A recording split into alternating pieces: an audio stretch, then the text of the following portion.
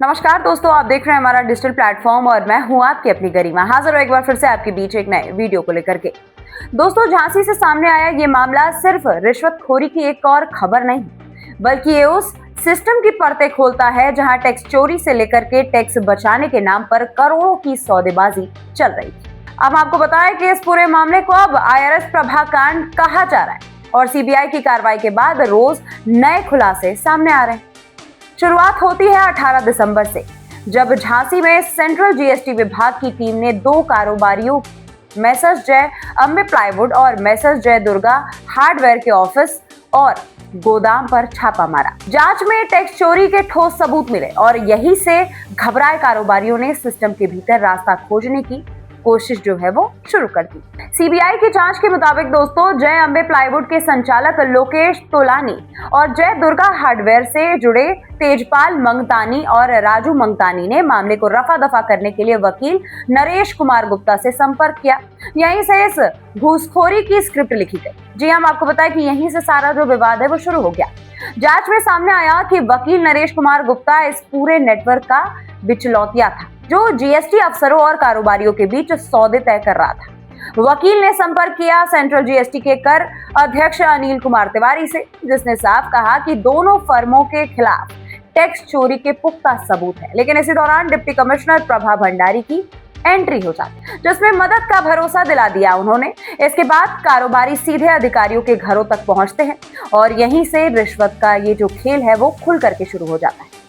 हम आपको बताएं कि CBI के मुताबिक 23 दिसंबर को तेजपाल मंगतानी के कहने पर राजू मंगतानी ने वकील नरेश कुमार गुप्ता को 30 लाख रुपए की नकद दे दी। इसके बाद 25 दिसंबर को झांसी के कारोबारी जगदीश बजाज से 40 लाख रुपए और जुटाने की बात कही गई, ताकि घूस की बाकी रकम जो है वो दी जा सके। इसी बीच CBI को गोपनीय सूचना मिल जाती है और जाल बिछाया जाता है। नतीजा ये सामने आता है दोस्तों कि CBI ने सेंट्रल GST की डिप्टी कमिश्नर प्रभा भंडारी, कर अधीक्षक अनिल कुमार तिवारी, कर अधीक्षक अजय कुमार शर्मा, वकील नरेश कुमार गुप्ता और अन्य आरोपियों को गिरफ्तार कर लिया। सभी को लखनऊ स्थित CBI के विशेष अदालत में पेश किया गया, जहां अदालत ने उन्हें 13 जनवरी तक न्यायिक हिरासत में जेल भेज दिया।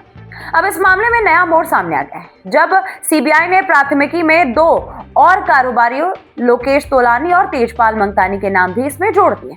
यानी अब ये जो केस है वो सिर्फ अफसरों तक सीमित नहीं रहा, बल्कि ये पूरा कारोबारी अधिकारी गठजोड़ बेनकाब हो रहा है। यहाँ हम आपको बताते चले कि CBI की जांच में जब आरोपियों से बरामद दस्तावेज और डायरी खंगाली गई, तो चौंकाने वाली जानकारियां जो है अब सामने आने लगी। दरअसल हम आपको बताएं कि डायरी में रकम, तारीखें, अफसरों के नाम और सौदे के संकेत मिले, जिससे ये साफ होता है कि ये कोई एक बार का सौदा नहीं था, बल्कि ये लंबे समय से चला आ रहा रिश्वत का मायाजाल था।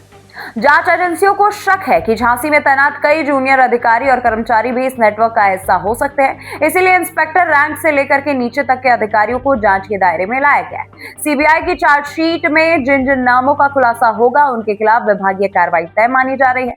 इसी बीच सेंट्रल GST विभाग ने बड़ा कदम उठाते हुए डिप्टी कमिश्नर प्रभा भंडारी और दोनों कर अधीक्षकों के निलंबन की प्रक्रिया जो है वो शुरू कर। जानकारी के मुताबिक दोस्तों, प्रभा भंडारी का निलंबन वित्त मंत्रालय के स्तर से, जबकि अनिल तिवारी और अजय शर्मा का निलंबन कानपुर कमिश्नर द्वारा किया जाएगा।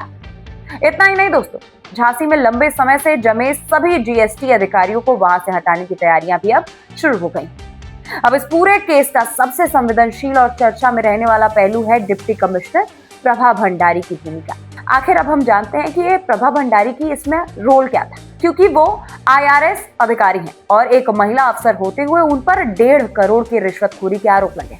सवाल उठ रहे हैं कि जिस महिला अधिकारी से ईमानदारी, संवेदनशीलता और अनुशासन की उम्मीद की जाती है, वही इस कथित घूसकांड की मुख्य कड़ी कैसे बन गई। सूत्र बताते हैं दोस्तों कि प्रभा भंडारी बीते कई वर्षों से झांसी में प्रभावशाली पोस्टिंग पर बनी हुई है और स्नानांतरण के बाद भी दोबारा झांसी लौट आती थी।